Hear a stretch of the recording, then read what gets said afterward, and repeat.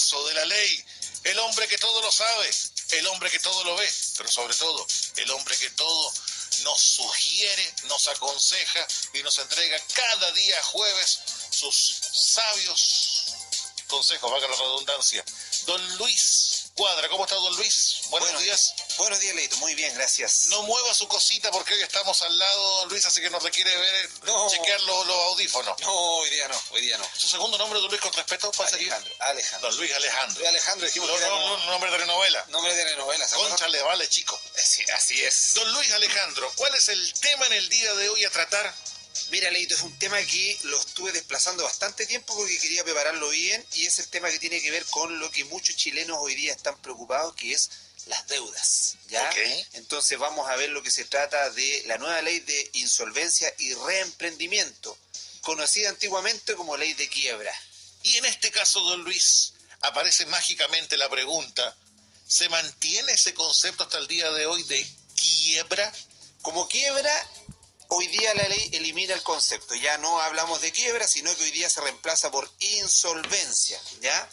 Entonces la idea de esta ley en la práctica es que es una ley en donde eres una persona insolvente, pero viene con una palabra que se llama reemprendimiento. Lo que busca la ley es que tú, al declarar la quiebra personal, entre comillas, ¿ya? Tú puedas volver a reemprender un nuevo negocio o a volver a empezar de cero. Ok. ¿Ya? Entonces, como quiebra ya no hablamos como quiebra, no obstante hoy día todo el mundo la conoce como quiebra personal. ¿Ya? Ok. A pesar de que es la ley de insolvencia y reemprendimiento. Entonces, en este caso, para nosotros no tiene relevancia si hablamos de quiebra personal o no. ¿Ya? Ok. En este caso, don Luis, ¿por qué se habla de insolvencia y también por qué se habla de reemprendimiento? Para hacerlo como más claro. Más claro porque, mira, lo que pasa es que esta ley se ocupa hoy día en los casos en que las empresas y también las personas naturales, es decir, la señora que está en la casa, el caballero o el trabajador, que en el caso que no pueden hacerse cargo de los pagos o de las obligaciones financieras que tengan, ya sea con instituciones financieras, ya sea bancos, tiendas o cualquiera sea la deuda, pueda a través de esta ley reemprender y partir a través de una solución financiera. ¿Cuál es la diferencia con la antigua ley? Antiguamente, la ley de quiebra establecía que usted tenía que, en este caso, someterse a un procedimiento de quiebra en donde había un síndico. ¿Ya? ¿Y qué pasa? Que hoy día cuando uno está acogotado, dicen, con las deudas, uno empieza a dejar de pagar y comienza lo que se llama el embargo, ¿cierto? Pero el embargo, si partimos de un supuesto que tú debes 20 millones de pesos a alguna institución financiera, normalmente con los intereses más todos los recargos vas a terminar pagando 30 millones de pesos, y cuando se te embargue un bien, imaginemos que solamente tienes un vehículo, imaginemos que tienes un vehículo que vale como el tuyo, que vale como ¿cuánto? ¿El tuyo un Ferrari? No, el mío está como los 150.000 pesos y ya es caro. Y a usted le dan plata por llevárselo. De hecho, yo pago porque se lo lleven. Claro, entonces, si tú tienes un vehículo, imagínate que cuesta unos 5 millones de pesos y tu deuda son 30 millones. Con el sistema de embargo lo que hacen es que tu vehículo probablemente se va a rematar y se va a rematar a 3 o a 2 millones de pesos. Por lo tanto, te vas a quedar con una diferencia como deuda, o sea, 27 millones quizás.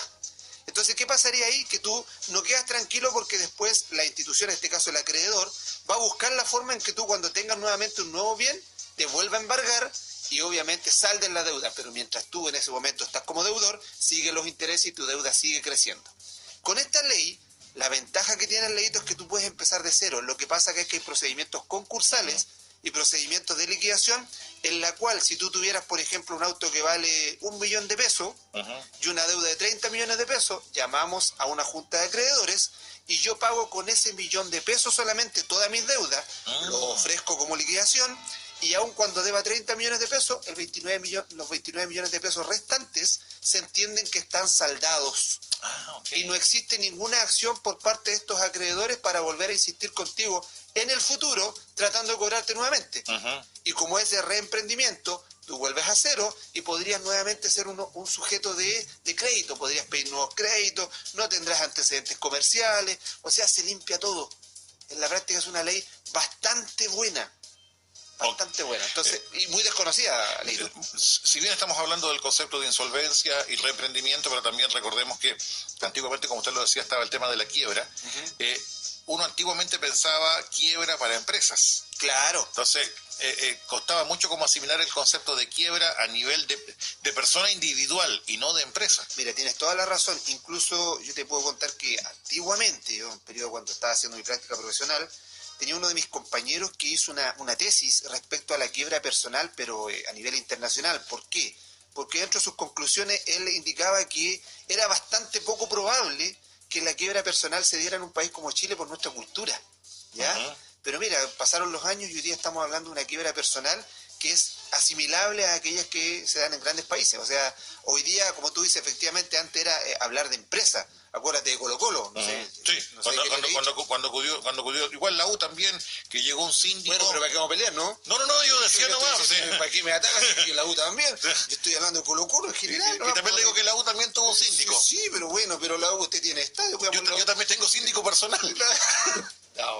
En esa época se nombró un síndico, ¿se acuerdan? Sí. Y en esa época de quiebra, ¿qué es lo que pasó? El síndico podía hacer dos cosas, o liquidar los bienes, o eventualmente ver si la empresa tiene posibilidades de seguir pagando con sus acreedores, y en la práctica volver a levantar la empresa, que fue lo que hizo el síndico en el caso de Colo-Colo, en donde no se declaró la quiebra finalmente y pudo reemprender.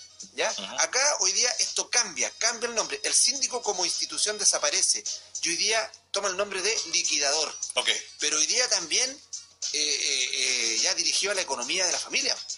Hoy día, o sea, en la práctica tú también te puedes declarar en quiebra. O sea, uno puede con eso poner fin a la angustia de la persecución a la cual uno muchas veces es objeto. Así es. De esa verdadera cacería en la cual uno como persona individual es víctima muchas veces por parte de los acreedores. Sí, y lamentablemente una cacería, como dices tú, pero de parte de empresas externas a veces. Y también. No necesariamente del acreedor mismo, porque hay empresas que son de cobranza, entre comillas, las cuales se saltan las normativas que nosotros ya la hemos visto en la radio, te llaman a la hora que sea, te amenazan, te amedrentan y un montón de cosas, incluso te mandan hasta algunas cartas donde dicen que van a iniciar acciones judiciales, lo que vimos el otro día que, según una nueva ley, está totalmente prohibido. Así que esto es muy importante para que usted lo escuche, señora, señor, si está con algún tipo de complicación financiera, para poder dormir tranquilo, que muchas veces pasa eso, que uno se cuestiona. Bueno, la estadística dice que gran parte de los chilenos está sobreendeudado. Sí.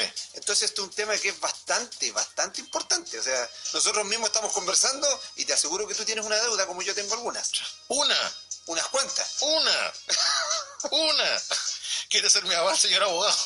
A ver, quisiera que nos comentara sobre lo que es la Superintendencia de Insolvencia y Reemprendimiento. Mira, Leito, con esta nueva ley se crea una institución, que es la Superintendencia de Insolvencia y Reemprendimiento, que es un servicio público, tiene personalidad jurídica, tiene patrimonio propio, y esta institución en la práctica fue creada por el presidente de la República y se relaciona con él a través del Ministerio de Economía, Fomento y Turismo. Su domicilio se encuentra en la ciudad de Santiago, si bien es cierto puede tener algunas sucursales a nivel regional en distintas ciudades del país. Es la máxima autoridad dentro de lo que es el tema de la insolvencia y reemprendimiento, y ellos son los que se encargan de poder de alguna manera llevar a cabo el procedimiento de liquidación o procedimiento concursal. Ok. Ahora, ¿qué tribunales tienen a su cargo estos procedimientos, señor abogado? Los tribunales civiles de letra, Leito, todos los juzgados de letra que conoce todo el mundo, son los que tienen a cargo este tipo de procedimiento y son aquellos de el domicilio del deudor. Ok. ¿Ya? O sea, si yo en este rato le debo a una empresa, imaginemos un banco de Pelotille, bueno, para no poner un nombre, ¿ya? Pero resulta que este banco tiene su sucursal o su casa matriz en Santiago. Donde mi aval es huevo duro. Huevo duro, bueno, ya... En ese caso, disculpe, lo va a dejar pasar. La deja usted rebotando, señor abogado. No, la deja volando, ¿cierto? Le está hablando de algo serio y me tira un huevo duro. Mira, ya, no importa. O cabellos de ángel. Ya, cabellos de ángel. Entonces, oye, igual se cayó el carnet fuerte, ¿eh? Heavy. Se cayó fuerte, ya. Bueno, yo diría el tío rico, ¿no? El mejor aval. Sí. Bueno, le decía que en este caso, si el banco tuviera su casa matriz en Santiago, lo importante es que el domicilio del deudor es el que nos da la competencia del tribunal. Es decir, donde yo vivo como deudor es donde tengo que presentar la demanda de, ya sea un sistema concursal de renegociación o de liquidación. Por lo tanto, da lo mismo si en Santiago. Yo vengo, demando acá y ellos son notificados en Santiago. Usted habla de proceso concursal. Sí. ¿Qué son en la práctica estos procedimientos concursales? Mira, en esta práctica, Leito, existen unos procedimientos que son de reorganización y otros son de liquidación, o también existen los procesos de repactación de las deudas. Mira, suele pasar, Leo, que tú cuando tienes una deuda con una institución financiera, tratas de, imaginemos, ya el hecho de pagar tu auto, tu Porsche, ya se elevó la cuenta de 1 millón de pesos mensual en la cuota, y resulta que ya no te da el sueldo de los 5 millones de la radio para solventar eso, porque te está llevando un alto porcentaje. Entonces, ¿qué hacemos con eso? En este caso, tú dices, voy a ir al banco a ver si el banco me repacta. Al banco, pero tu yegua. Yo le puse, podríamos haber puesto... Con su gerente Pepe Cortisona. Oye, han usado cualquier otro banco, de ahora... Ya, dio ese banco, ya asúmalo. Ya lo asumí ya, porque te da la Masterplop como tarjeta de crédito. Exactamente. Bueno, si tú te endeudas con este banco, lo primero que va a hacer el banco es decirte, ok, hagamos una repactación, y usted ahora que me está debiendo 30 millones de pesos, voy a repactar en cómodas cuotas, ya no de 1 millón, sino de 500 mil pesos, pero en 60 meses, en lo cual tu deuda va a subir a lo mejor hasta un 100%. ¿Cierto? Okay. Normalmente es así, porque recuerden, la repactación o esta renegociación siempre lleva en sí un interés, y ese interés es el que nos mata cuando estamos endeudados. Muchas veces el remedio es peor que la enfermedad. Es peor que la enfermedad. Y mire, y lamentablemente nosotros somos uno de los pocos países en el mundo en donde se puede aplicar interés sobre interés. Y más encima le dan ese manjarcito, no pague ahora, pague en 3 meses más la primera cuota, en 6 meses más. Mire, usted está avisando justo lo que viene para Navidad, que para Navidad uno dice, compre ahora todos los regalos, y empieza a pagar en marzo, y en marzo después te dicen lo mismo por el tema de las patentes y todo el mundo. Entonces, mucho cuidado. Y repito, o sea, hoy día somos los únicos que cobramos interés sobre interés, y en otros países cobrar interés sobre interés es usura, pero en Chile es legal. Mira. ¿Ya? Pero lógico, o sea, Leo, si yo hoy día te presto 1 millón de pesos y te digo que lo voy a hacer una tasa de interés determinada, y tú por puro interés me estás debiendo 500.000 pesos, al final me estás debiendo 1,5 millones. Pero después cuando yo repacto, ¿debería repactarte sobre el 1,5 millones o sobre el millón nomás? Claro, buena pregunta. Entonces, ¿qué pasa en Chile? Hoy día a ti se te repacta sobre el 1,5 millones, es decir, sobre el capital más los intereses. Es decir, yo le aplico interés sobre interés. Y eso en otros países es usura. En Chile, lamentablemente, no es así. Y nadie le ha puesto el cascabel al gato para poder eliminar eso, porque eso, ¿qué es lo que es? Es el gran negocio hoy día de las instituciones financieras. El gran negocio. Entonces, ¿qué pasa con eso, Leo, para terminar el ejemplo? Que me distraes, pues, Leo. Me mandáis por otro lado, se me empieza a estropear el ejemplo. ¿Y eso que no hablé de Yayita? Claro, entonces lo que pasa es que tú cuando renegocias, entonces te sobreendeudas. En cambio, aquí en los procedimientos que tenemos de la ley de insolvencia, tú puedes renegociar, vas frente al liquidador, vas frente a un veedor incluso, se llaman a los acreedores, e incluso se puede llegar a una repactación o renegociación con los acreedores en condiciones mucho más favorables de las que serían si tú fueras directamente a la institución, llegando incluso a veces a condonarse los intereses y a repactarse sin intereses cuando tú haces una muy buena negociación. Entonces, por eso la ley es muy buena, e insisto, es bastante desconocida aún por la gente. Bueno, para que usted lo tenga en consideración, se me viene a la mente cuando usted habla de las cobranzas y que eran muchas veces asalto a mano armada, una tienda en La Serena que no era muy elegante, que digamos, y que tenía un nivel de cobranza, pero Y mira, y era una que tú te dabas vuelta por los tribunales, y yo me daba vuelta, había una cantidad de expedientes solamente de esa tienda bastante elegante. Exactamente. Adivine cuál era el nombre.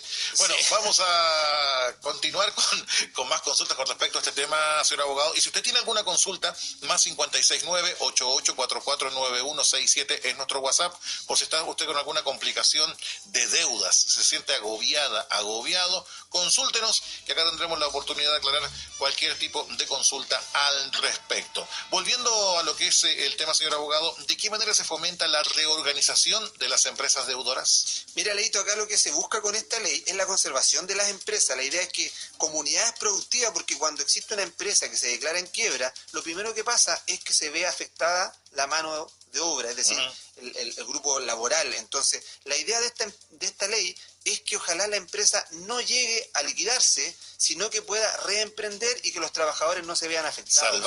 Salvar la empresa.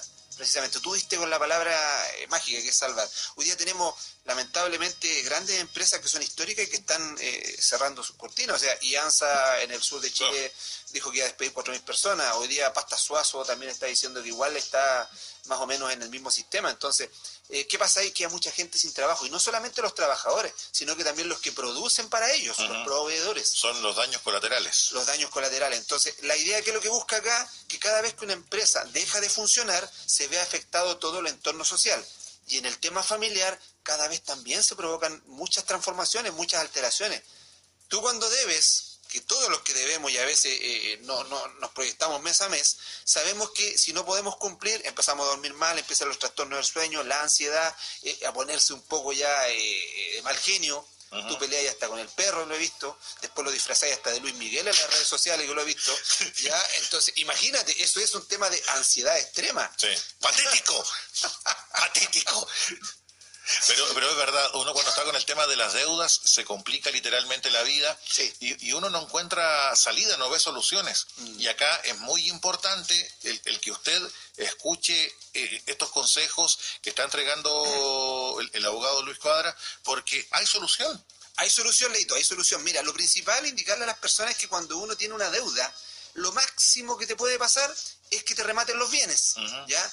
Hoy día en Chile no existe la prisión por deuda, por lo tanto, por mucho que tú le debas a mucha gente, nunca vas a ir a la cárcel, a menos que tú caigas en un delito de estafa. Situación en la cual es muy distinto, por ejemplo, que te pongas a entregar cheques a tontas y a locas sabiendo que estás engañando.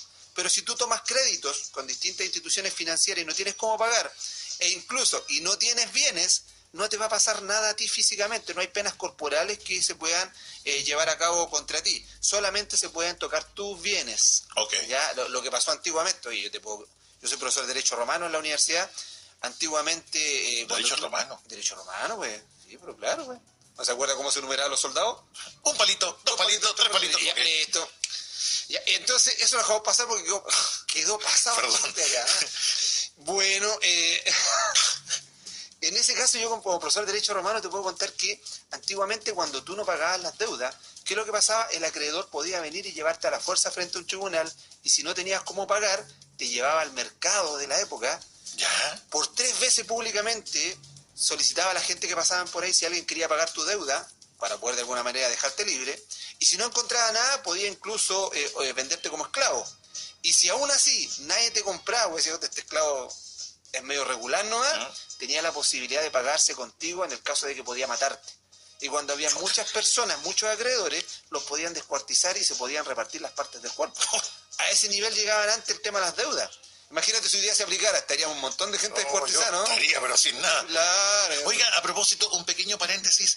Antiguamente, y no sé si hasta el día de hoy, era habitual, ¿se acuerda cuando uno iba al negocio de la esquina y anotaba la libreta y todo el tema? Fiado. Y que uno, si no pagaba, publicaban el nombre. Sí, pues. Eso, si se hiciera hoy, sería como ilegal.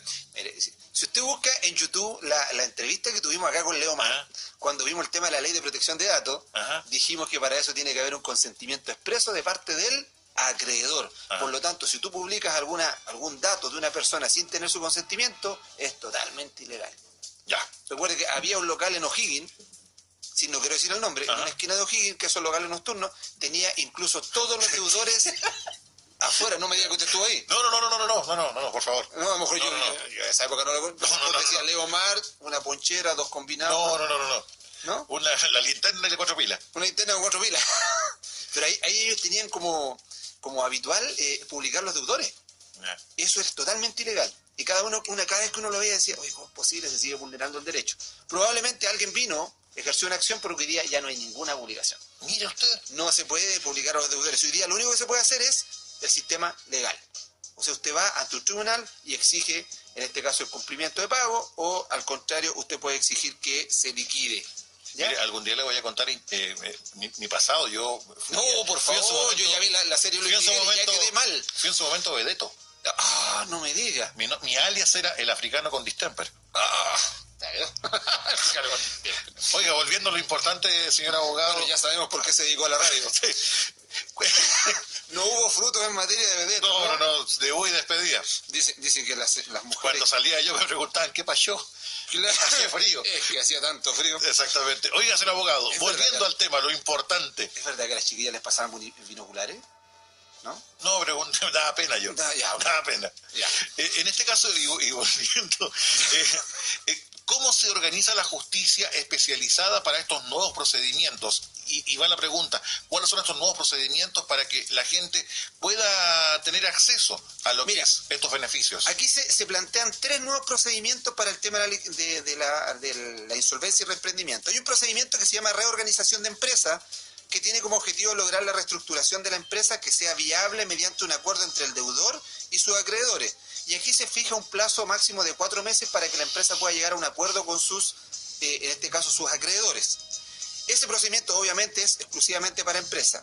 Pero existe también un procedimiento de liquidación de empresas y personas. Y se usan para liquidar los activos de una empresa que no es viable, en este caso, o de una persona que es incapaz ya de renegociar sus deudas. Es decir, la típica persona que aunque yo repacte, no tengo cómo pagar. Okay. ¿Ya? O sea, hoy día imaginemos una situación ficticia, me quedo sin trabajo, estaba ganando un muy buen sueldo, me quedé sin trabajo, y hoy día el campo laboral está bastante difícil, entonces me quedé sin trabajo, pero cuando tenía trabajo las empresas me ofrecieron una cantidad enorme de crédito, y por lo tanto quizás normalmente yo tenía que pagar en puros deudas 1,5 millones de pesos. Okay. Pero hoy día no tengo ni siquiera para lo mínimo, por lo tanto no tengo posibilidad, aunque vaya a esas empresas y me ofrezcan una repactación espectacular, situación que me voy a reendeudar, no tengo cómo pagar, no tengo para pagar ni siquiera 100.000 pesos mensuales. En ese caso, lo que me conviene es solicitar la liquidación y declararme en la práctica en quiebra personal. Okay. Estamos usando una palabra que hoy día la ley no utiliza. ¿Qué hago? Yo ahí pongo a disposición de mi acreedor los bienes que yo tenga.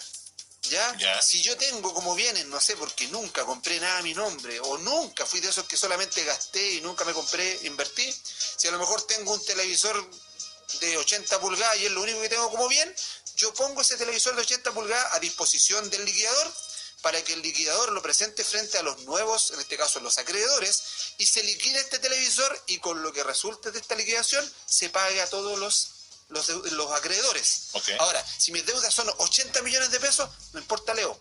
Si el televisor se liquidó finalmente en 400.000 pesos, de los 400.000 pesos se tendrá que pagar todo lo que habían de 80 millones de pesos.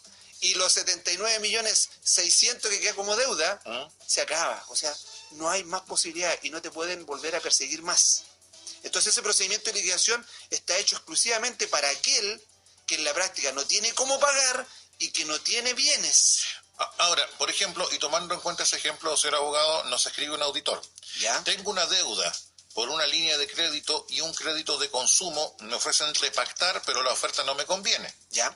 ¿Cuánto tiempo prescriben estas deudas? Y después, ¿se pueden pedir créditos en otros bancos? ¿Queda sin problema el deudor?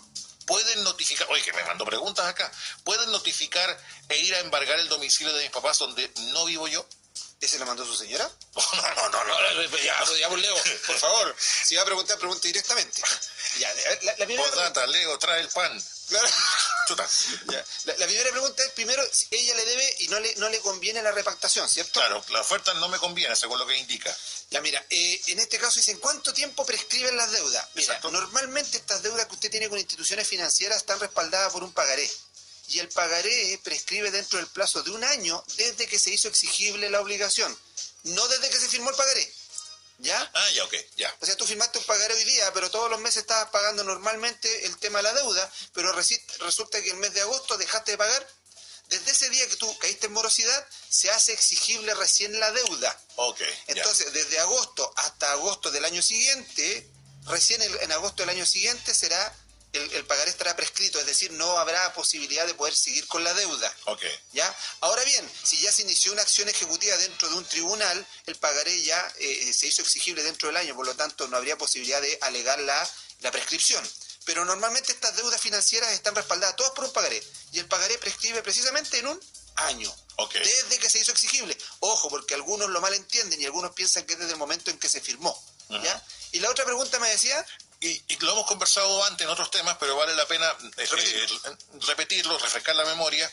¿Pueden notificar e ir a embargar el domicilio de mis papás donde no vivo yo? Quizás se le entregó esa dirección. Sí, lo que pasa es que, mira, si se puede notificar, sí se puede notificar en un domicilio que no sea el domicilio suyo. El tema está en que, bueno, si se notifica en un domicilio que no es el suyo, Leito, lo que usted puede hacer primero es que usted puede indicarle al tribunal, indicarle a través de algo que se denomina tercería, de que ese lugar no es su domicilio y que tampoco en este momento los bienes que están ahí le pertenecen a los dueños del domicilio. ¿Ya? Ok. Vamos a sacar una llamada al aire, señor abogado. ¿Le parece? ¿Escucha ya, bien? Ya, ok. Mueva su cosita. No, para escuchar bien. No, dejo la escoba acá, que ponte los micrófonos. Aló, muy buenos días. ¿Con quién tenemos el gusto? Hola, buenos días. Buenos días. Muy buenos días. Cuéntenos cuál es su consulta. Es que está cortada la radio porque voy a bajar el volumen de la radio. Espera un segundo. Ok. Bueno, cuando llamen y quieren sacar su pregunta al aire, Ya. les pedimos que ¿Aló? bajen. Ahora sí.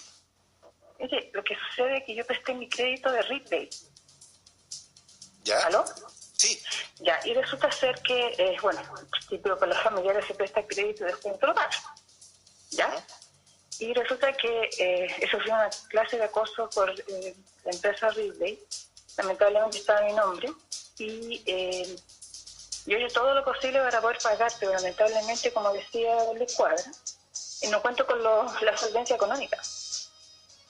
Ya, no tengo ningún bien tampoco que esté a mi nombre. Y me gustaría saber dónde atiende él y en qué horarios para poder visitar. Ya, perfecto. Muy amable. ¿Le respondemos entonces a la Sí, señora acá? para que escuche ahora, suba el volumen de la radio. Ok, muchas gracias. Muchas gracias por la pregunta. A usted, hasta luego. Yo soy el abogado. Ya, le respondo a la señora. Mira, ella tiene una deuda. Ahora un segundito. Es que está subiendo el volumen de la radio. Ya lo subió. Ahora sí. Ahora lo suyo. Ya. ¿Ahora sí me puede escuchar, señora? Ahora sí. Sí, dice que sí. Bueno, mira, Leito, contarte, en este caso, un poquito mejor lado porque me escucho un poco. Cuando tú tienes una deuda, lo primero a tomar en consideración respecto a las personas es que cuando usted presta un crédito, aun cuando lo preste usted como amigo, ese crédito sigue siendo usted el titular de la deuda. Por lo tanto, o sea, el que yo lo preste no es un argumento para que usted le diga a su acreedor, ¿sabe qué? Yo no voy a pagar porque esa deuda yo se la presté a un amigo y el amigo me hizo una mala jugada. Nada que hacer. Ahora bien, la señora que nos acaba de llamar se encuentra en una excelente posición para poder iniciar un juicio de quiebra por liquidación. Es decir, ella dijo, yo no tengo hoy día los ingresos para poder pagar y tampoco tengo bienes a mi nombre. Ella es una muy buena posibilidad de poder liquidar, es decir, declararse en quiebra personal. ¿Por qué? Porque en la práctica la liquidación de bienes es muy beneficiosa precisamente para aquellas personas que no tienen bienes a su nombre, Leo. Ok. ¿Por qué? Porque imaginemos que esta señora que nos acaba de llamar tuviera una casa a su nombre. Ya. Y resulta que con esta tienda con la que ella tiene una deuda, y que seguramente nos están escuchando, Saludos. saludo a la tienda, Diana prepárense Boloco, para lo que hola. vienen. Diana Boloco, hola. Prepárense para lo que viene. Como le digo, si esta tienda en este momento, imaginemos que ella dejó una deuda por 2 o 3 millones de pesos, me imagino que el amigo no fue tan abusivo. Entonces, 2 o 3 millones de pesos. Y si ella tuviera un bien inmueble, por ejemplo, una casa, lo que pasaría es que si yo pido la liquidación significa el remate de cualquier bien que yo tenga. Entonces yo pongo a disposición de mi acreedor la casa. Ok. Entonces, ¿qué es lo que va a hacer el liquidador? Va a rematar mi casa, que vale 50 millones de pesos, para pagar 3 millones, y mi casa obviamente nunca va a salir rematada en 50, quizá va a salir en 20. Ajá. Y por lo tanto pierdo un bien que es bastante importante para mí en mi patrimonio. Ok. Entonces, cuando tú tienes un bien raíz versus una deuda que no es muy alta, no conviene liquidar. Lo que conviene es renegociar a través del procedimiento concursal. Ya, ok. Ya, porque la ley te da 2 procedimientos. Primero vimos el de liquidación. En el caso de la señora, para ella, que no tiene bienes, le conviene liquidar, es decir, declararse en quiebra. Ajá. Pero para las personas que tienen bienes y en este caso la liquidación puede menoscabarla en el sentido de que va a perder un bien de gran importancia, a ellos les conviene renegociar y ese se llama procedimiento concursal de renegociación. ¿Ahí qué hacemos? Van los acreedores junto con el deudor y el liquidador y ellos ofrecen o en realidad se propone una posibilidad de pago. Yo le digo, ¿sabe lo que pasa, señor? En este rato yo a usted le estoy dando 3 millones de pesos, la única posibilidad que tengo es pagarle 36 cuotas de 100.000 pesos mensuales, por ejemplo, incluidos los intereses. Entonces, si la contraparte está de acuerdo, se llega a la renegociación, eso se dicta sentencia y estamos totalmente arreglados respecto a las deudas. Sale usted de DICOM, sale usted de todo lo que sea antecedentes comerciales y sigue siendo un sujeto de crédito. ¿Ya? Ya, Así ok. no pone en riesgo sus bienes. Por eso hay personas a las cuales la liquidación les conviene y otras a las cuales le conviene la renegociación. Ahora bien, el tema de la renegociación, ¿cuál es el riesgo que se corre? que si el acreedor no acepta las condiciones de renegociar, automáticamente caemos en liquidación. Es decir, si no se llegó a un acuerdo, automáticamente tendríamos que llegar a un tema que sería el de liquidar los bienes, rematar el bien que tengamos y en ese caso pagar. Aplicando ese concepto, señor abogado, si uno se ve ya ve que en el camino no queda otro que la liquidación, pero tengo yo un bien, ¿Sí? Pensando pillinamente, Sí. ¿uno podría, por ejemplo, hacer un cambio de nombre si tengo una propiedad, por ejemplo?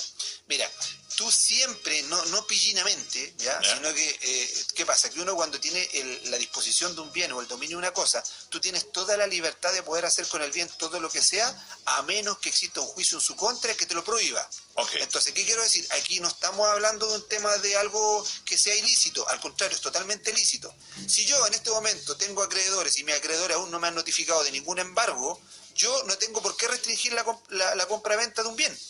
A menos, Leito, a menos que ese bien esté afectado por una hipoteca o una prenda. Okay. Situación en la cual, de cualquier manera, lo que va a pasar es que esa hipoteca y prenda, aun cuando tú vendas el bien, igual se va a liquidar en contra de esa persona que sea el nuevo dueño. Pero tú hoy día, por ejemplo, podrías venderlo. Tú dices, pucha, tengo tantas deudas, ya me puedo liquidar. No tienes ninguna restricción porque no hay nada ilícito. A menos que haya una sentencia judicial que lo prohíba o exista una hipoteca o una prenda. Siguiente consulta, señor abogado. Hola. ¿Ya? A la señora le vamos a responder al final cuáles son los números, o que llame al 244-8174 porque nos pidió dónde nos ubicamos, 244-8174, o que llame al 9, ya lo repito tantas veces, o si no que nos llame a el 9, que es el teléfono móvil, 976-555520, o que nos mande un correo electrónico a través de contacto@elqueabogados.cl. Luego vamos a repetir los datos. Pero ella puede decir, no me dijo dónde era. Ok. Lo siguiente. Hola, y cuando uno de los cónyuges tiene deuda con tesorería de hace más de 18 años y están casados sin separación de bienes, la casa está a nombre de uno de ellos, ¿hay algún problema en la casa? ¿Corre peligro, señor abogado? Así es, porque cuando tenemos el tema de la sociedad conyugal, recuerden que todos los bienes pasan a formar parte de lo que su nombre dice, una sociedad, y tanto los bienes del hombre como de la mujer pasan a ser bienes que están disponibles para poder hacer algún embargo, por ejemplo, ¿ya? Ahora, si tú tienes una deuda con la tesorería, hay que tener bastante cuidado. ¿Por qué? Porque si bien es cierto aquí se pueden solicitar liquidaciones, existen procedimientos especiales en los cuales se establece una forma en la cual se pueden liquidar esos bienes. ¿Ya? Me explico. Por ejemplo, en el caso de ella, que tenga cuidado con eso si es que tiene una deuda, porque en este momento la Tesorería General de la República lo que puede hacer es iniciar un remate respecto a sus bienes y lo más probable es que va a liquidar el bien. ¿Ya?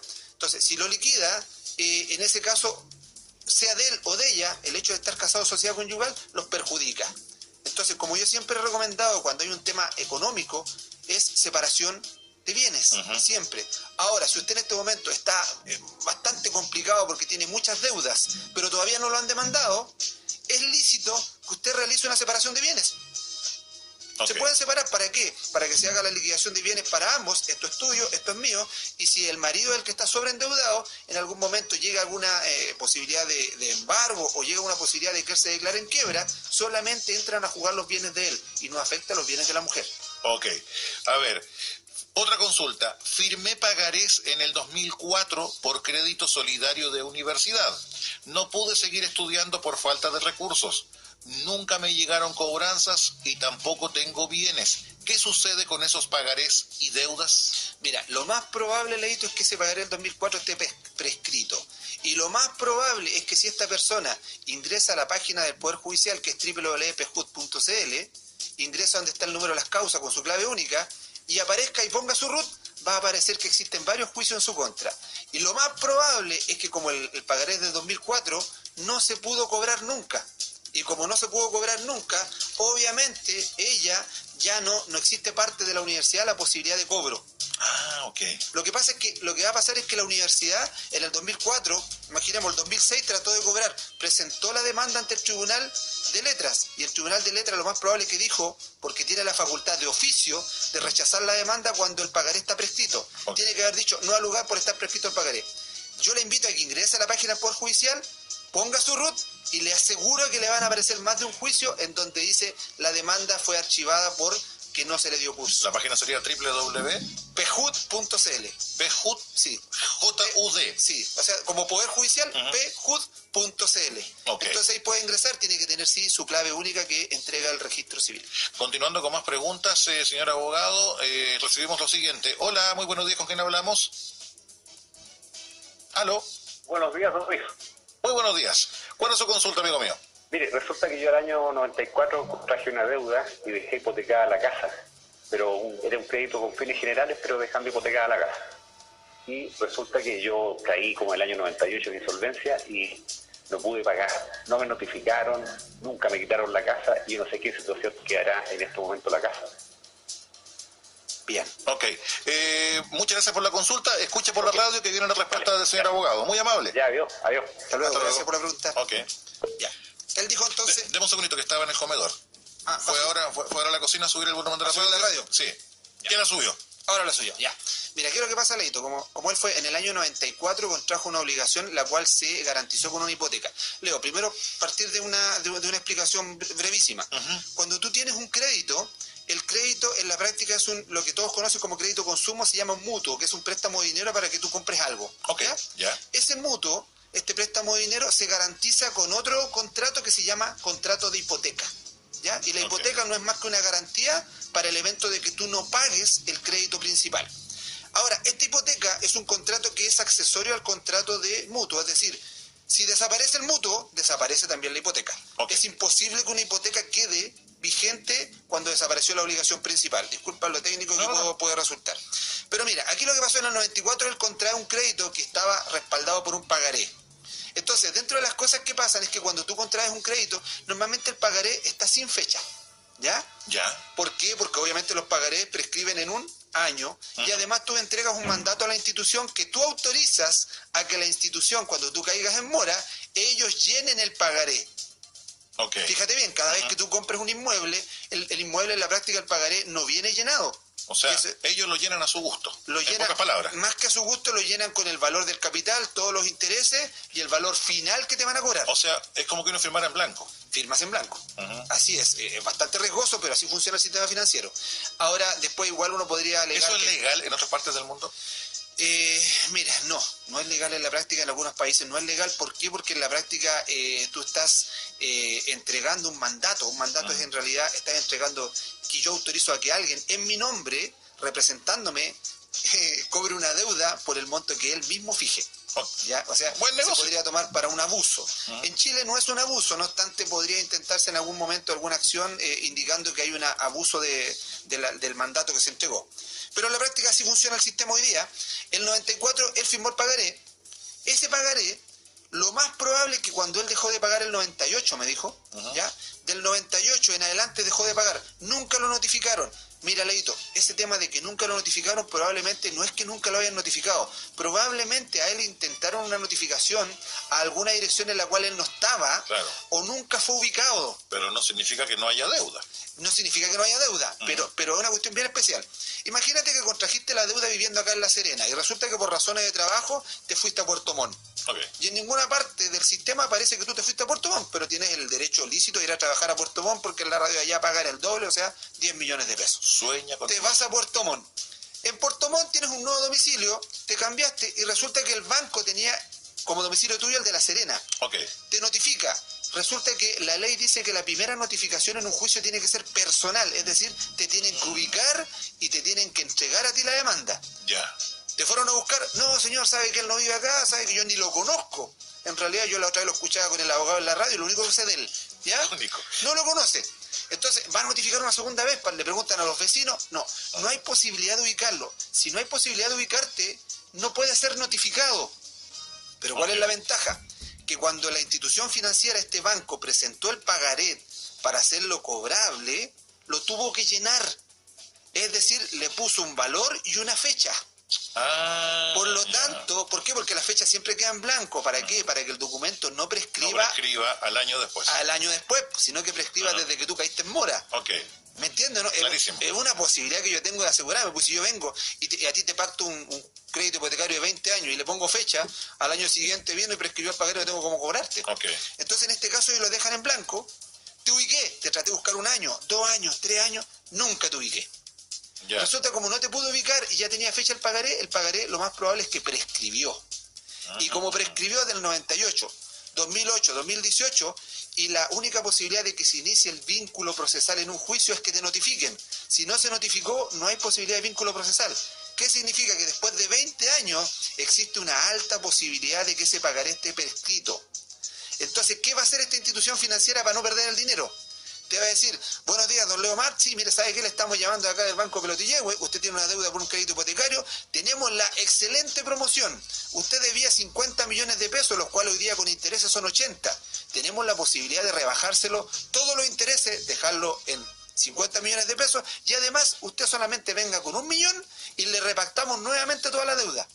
Y usted dice, oh, espectacular, voy y voy a repactar. Pero ¿cuál es el tema? Lo que te van a hacer, Leito, es firmar un nuevo pagaré. ¿Para qué? Para que la obligación que había muerto civilmente porque no se podía cobrar por prescripción, para que nuevamente reviva a través de un nuevo pagaré. Con todo lo que usted nos comenta, señor abogado, caemos en el lugar común, ¿Sí? que siempre usted se sepa asesorar por un abogado. Siempre que se sepa asesorar. Porque muchas veces Y ojalá uno sea cae, el que abogado. uno cae en errores como este, que uno se deja amedrentar, Sí. se deja asustar y termina pagando 2, 3, 4, 5 veces lo que originalmente debía pagar. Así es. Entonces, este caballero que tiene ese problema hace 20 años, lo que le recomiendo es que en algún momento eche un vistazo a la página del Poder Judicial igual con su clave única, o que nos visite, nosotros revisamos con él, siempre y cuando tenga la clave única, veamos el tiempo que tiene el pagaré, si ya está prescrito, que alegue la prescripción del pagaré, y como alego la prescripción del pagaré, y yo te conté recién que si el crédito inicial se extingue la hipoteca, ¿o no? Claro. Entonces se extingue la hipoteca y ¿qué puedo solicitar? Que se alce la hipoteca y él quedó con la casa finalmente saneada. Bueno, creo que después de escuchar Medio dato. todo esto... Tremendo dato. No, tremendo dato. Me odian ahora en este rato. Creo que puedo sacar 2 conclusiones muy importantes, señor abogado. Sí. Una, la primera, es que uno, por más deudas que tenga, siempre hay solución. Siempre hay solución. Y segunda conclusión, nunca, y se lo recomiendo de corazón, nunca saque un crédito en el Banco de Pelotillehue, porque pucha que son abusivos. Son abusivos, Señor abogado, para ya comenzar a despedirnos, Sí, porque nos alargamos. los llamados de las personas de verdad que, y las preguntas, nos desviaron un poco de lo que era la pauta, pero sí mantuvimos el tema central. ¿Cómo se pueden comunicar con ustedes, señor abogado? Bueno, Leito, se comunican con nosotros. Esta ley es bastante extensa, nos quedaron bastante cosas que ver. Una cosita bastante importante, la pregunta es, si yo hoy día me declaro en quiebra, ¿cuántas veces podría declararme en quiebra en la vida? Mire, qué buena pregunta. Es una buena pregunta. Entonces, ¿sabes lo que establece? Respóndala. Lo que establece la ley es que yo puedo utilizar el sistema de quiebra cada 5 años. ¿Ya? Hoy día ok. me declaro en quiebra y además lo importante que quiero dejar para cerrar un poquito el leito es que si usted se declara en ley de insolvencia y reemprendimiento, reorganiza o declara la liquidación de la deuda, usted desaparece de DICOM, pero no automáticamente. Usted tiene que llevar esta sentencia del liquidador y lo tienen que eliminar de DICOM. Usted no aparece y está prohibido que aparezca en los bancos y no puede aparecer ni siquiera como histórico. Por lo tanto, usted puede volver a reemprender, puede tomar créditos, puede tomar algunas cuentas corrientes. Usted puede volver a iniciar desde cero, ¿ya? Así que lo invito a que lo haga y además, desde que usted inicia el proceso de quiebra, Leito, queda protegido financieramente. ¿Qué significa? Desde que se nombra el liquidador, desde que usted inicia el proceso de quiebra con el que abogado, por ejemplo, usted durante todo un año las instituciones no lo pueden embargar, no le pueden cobrar, no pueden hacer ninguna persecución, que usted recién hablaba que era bastante así como macabro. Una ¿ya? verdadera cacería. Es una cacería. Entonces, y las personas que se pueden someter a la quiebra son desde los 18 años hasta los 100 años, hasta que se mueran. Y si alguien me pregunta, una situación bastante específica, ¿el CAE puede declararse en quiebra? Que vaya el que abogado lo pregunte, ¿no? Qué buen enganche, señor abogado, qué buen enganche. ¿Cómo se contactan con nosotros? Los teléfonos son el 244-8174 o puede hacerlo a través de nuestro teléfono móvil, el 7655-5520. Nos puede hacer llegar un correo electrónico a contacto@elqueabogados.cl. Nos puede visitar a través de la página web www.elqueabogados.cl, ¿cierto? .cl. ¿ya? Y los invito a que visiten el Facebook, vean toda esta información que está ahí, compártanlo con la gente que no sabe, porque esta ley ya lleva bastantes años, pero hay mucho desconocimiento. Vayan a nuestro canal de YouTube, digiten el que abogados y puedan también ver lo que tiene que ver con este tema de la ley. Y no solamente ley de quiebra, recuerden, ley de familia, ley de laborales, leyes civiles. Oiga, la pregunta del CAE quedó con tanto misterio como el final de la serie de Luis Miguel. Quedó con tanto misterio, pero es que ahí... Nos mandaron esto, mira, se lo alcanza... Vendo todo excepto aquí. Bien. Señor abogado, como siempre, muchísimas gracias. El próximo día jueves esperamos ya un horario más normal, estar Sí. junto a usted como corresponde. Y como siempre, muchísimas gracias por su ilustración, por la paciencia y por estar cada día junto a nosotros. Muchas gracias a ti, Leito. Espero que esto le sirva a toda la gente. Los invito a que nos siga, que nos busque, siempre y cuando no sean acreedores. Sí, todos bienvenidos menos DICOM. Muchas gracias y continuamos con más Panorama X en el 104.9.